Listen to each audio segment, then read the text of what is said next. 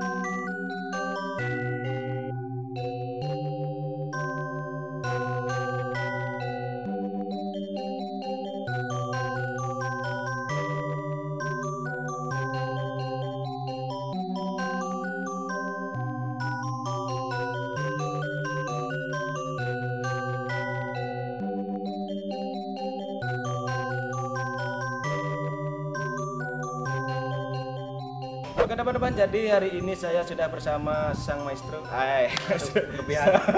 sama Bli Gusman Surya. Jadi yang mengarsitektur, apa namanya, membuat yang mendalangi ogoh-ogoh yang di belakang saya ini, ya. Jadi Bli Gusman Surya ada grogi ya ketemu sama beliau.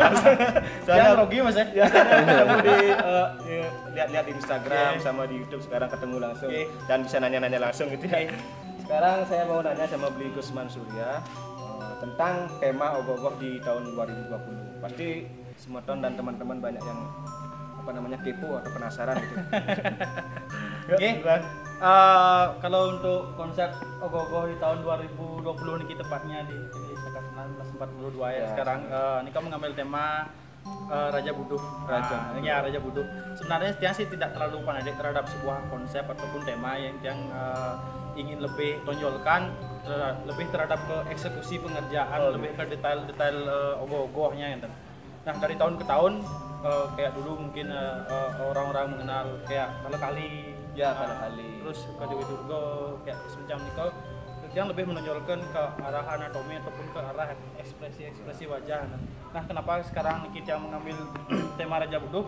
Terus terang dari tahun ke tahun yang sebenarnya kalau untuk sekarang ini yang pengen banget membuat ogoh-ogoh dengan posisi duduk, karena yang sudah terlalu bosan terus terhadap apa namanya posisi ataupun gaya-gaya ogoh-ogoh yang kadang-kadang ada nengkleng, ada kayak ekspresinya kayak maksiat dan sebagainya. Ingin tampil beda di tahun-tahun berikutnya dengan inovasi beda. Terus yang akhirnya mengambil konsep Raja Buduh karena mungkin cocok lah, artinya konsep duduk sama seorang raja gitu.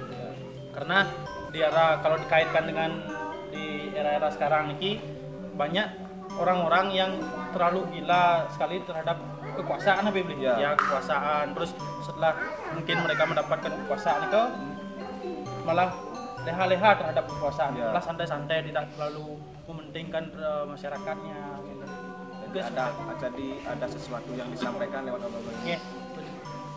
Oke teman-teman, jadi kita lihat di sini detail sekali pengerjaannya, dari lekuk-lekuk tangan, lekuk-lekuk kaki, coba lihat kakinya Tampak Siring memang terkenal dengan apa namanya anatominya dia. Anatomi tubuh. Jadi kalau di Denpasar lebih ke hasil lahir. Kalau ogoh-ogohnya beli kedok lebih ke modern ya. Tetap sih itu konsep tradisionalnya juga. Artinya penggabungan antara tradisi dan juga modern ya. Tapi kalau di sini kita lihat detail-detailnya anatomi tubuhnya, ada tingkat kesulitan tertentu di dalam apa namanya pembuatannya. Seperti yang kalian katakan tadi nih, kalau Tampak Siring mungkin banyak yang mengenal tentang detail-detail anatominya. Sebenarnya bukan terhadap mau ditonjolkan atau gimana sih nih, tapi di Tampak Siring itu menganggap sebuah karya ogoh-ogoh dengan detail-detail anatomi ini adalah sebuah kebutuhan gitu. Sebuah kebutuhan. Artinya mana yang memang benar-benar perlu anatomi yang memang real, mana yang tidak itu disesuaikan. Tidak selalu harus berotot, tidak harus selalu, artinya detail-detail dia disesuaikan lah gitu. Tergantung posisi ogoh-ogohnya sendiri. Posisi ogoh-ogohnya kalau kayak Niki duduk gitu kan nggak mungkin kita buat yang artinya kayak tegang gitu. Kalau Niki prosesnya kalau kayak semacam detail-detail kayak misalnya tangan, kebetulan kan Niki sudah mempunyai sih kayak apa namanya spesialisnya masing-masing, kayak pemuda yang memang sudah ada di bidang bidangnya masing-masing dari tahun ke tahun yang sudah menemukan sebuah jalan-jalan baru lah dan modelnya mana yang suruh artinya membuat tangan, mana yang suruh membuat payas, sehingga udah ada kayak Niki adalah salah satu teman tiang yang membuat tangan Niki. Niki kebetulan kembar ya. Dan bagusnya Niko yang satunya ngambil tangan kiri, yang satunya ngambil tangan kanan. Jadinya beban yang sendiri terus terang jadinya berkurang karena kan udah ada yang ngambil. Nah, akhirnya kalau kayak tahun sebelum-sebelumnya yang buat tangan ngambil sendiri, buatan sendiri, tapi tetap sih itu kerja sama tim. Cuman kan kalau sekarang Niki jadinya kerjanya jadi lebih fokus. Jadinya Binya cuma mengarahkan saja. Lebih fokusnya. Kalau sekarang mungkin yang mau lebih detail ke arah kepalanya, gitu. Kalau jadi yang berperan penting di dalam pembuatan video ini selain di Gusman juga ada STT. Ya, ada. Ya. Kalau sebenarnya kalau karya ogoh-ogoh ini kan sebenarnya kan bukan karya yang pribadi gitu. Ini kan yang cuman sebagai leader aja, sebagai leader yang misalnya sebagai penuntun ini harus seperti apa konsepnya, seperti pengerjaannya seperti apa, teknisnya seperti apa. Pengerjaan itu tetap adalah sebuah kerja sama tim. Ya kalau ogoh-ogoh ini ibarat karya visualnya, tapi di luar ini lebih banyak sebenarnya yang tekankan justru malahan komunikasi antara pemuda di mana sebelum pengerupuk ini kan rutinitas banyak sekali. Ada yang bekerja, ada yang sekolah. Nah, pengerupuk ini adalah satu ajang di mana kita bisa mempersatukan pemuda. Berkumpul. Niko karya sebenarnya sih menurut yang sih Niko terlepas dari banyak orang yang suka atau tidak terhadap sebuah karya, Niko urusan belakang. Yang penting incaran banyak ke pemuda dulu yang kita maksimalkan untuk bisa berkumpul. Lebih ke persatuan. Lebih ke persatuan.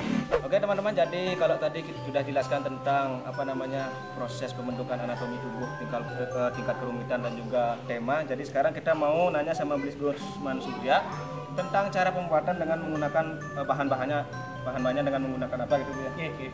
Jadi sekaligus menjawab pertanyaan-pertanyaan semeton yang ada di Bali. Di Bali. Biar nggak penasaran ini. Di sini kayak acara memasak tadi. Ada di sini. Di sini ada dijelaskan langsung sama Gusman Surya. Mungkin banyak yang bertanya seperti apa proses pembuatan ogoh-ogoh kayak yang sebelumnya Niko bukannya tiang artinya mengajari cuma sekedar sharing berbagi pengalaman. Ya kalau ada yang mau menerima ya silakan, kalau enggak ya nggak apa-apa sebenarnya Niko. Terus terang kalau saya sendiri sih kepo. Banyak yang bertanya Niko gimana nanggap dari proses pembentukan sih sama seperti pada umumnya menggunakan bambu, terus menggunakan kertas. Nah kertas Niko kebetulan akhirnya kayak diremas-lemas dulu untuk membuat anatomi Niko setelah terbentuk menggunakan kertas biasa sih kayak kertas Niki teman-teman. Kertas ini ya jadi pejak namun biar dia seperti ini loh, kertas kaputan buku. Sama sebenarnya banyak yang juga bertanya kertas apa itu beli, kertas apa itu beli. Sebenarnya kertas ini selalu jadi focal pointnya, mau jadi artinya tidak selalu kertas apapun boleh sebenarnya. Kertas apapun boleh. Yang lebih bagus sih sebenarnya menggunakan kertas koran. Cuman kalau sekarang pas era pengerupukan ini lebih susah nyari kertas korannya gitu ya, daripada kertas niki karena kan banyak orang yang nyari-nyariin. Sama hasilnya kayak kertas koran, cuman harus diremas dulu biar lembut lah kayak niki, biar nggak terlalu kasar teksturnya, baru dibentuk pakai lem kanji, ditempel pakai lem kanji. Setelah terbentuk niko baru dilapisi pakai tisu dan Tisu. Nge, Jadi pakai setelah langsung setelah ditempel nih. Nah, tunggu kering dulu. Tunggu kering dulu. Oh, gitu. Tadi tunggu Mungkin kering dulu.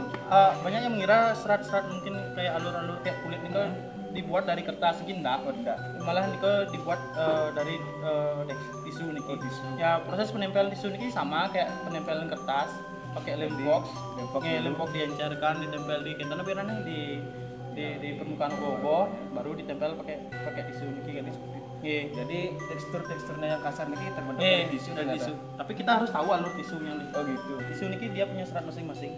Jadi dia kalau misalnya vertikal ya semuanya harus vertikal. Kalau harus horizontal ya semuanya harus horizontal. Harus arah gitu ya. Harus arah. Nggak bisa dibolak-balik nih, malah justru nanti jelek kelihatan. Oh gitu. Nah, jadi apa nggak mempengaruhi proses pengecatan nanti?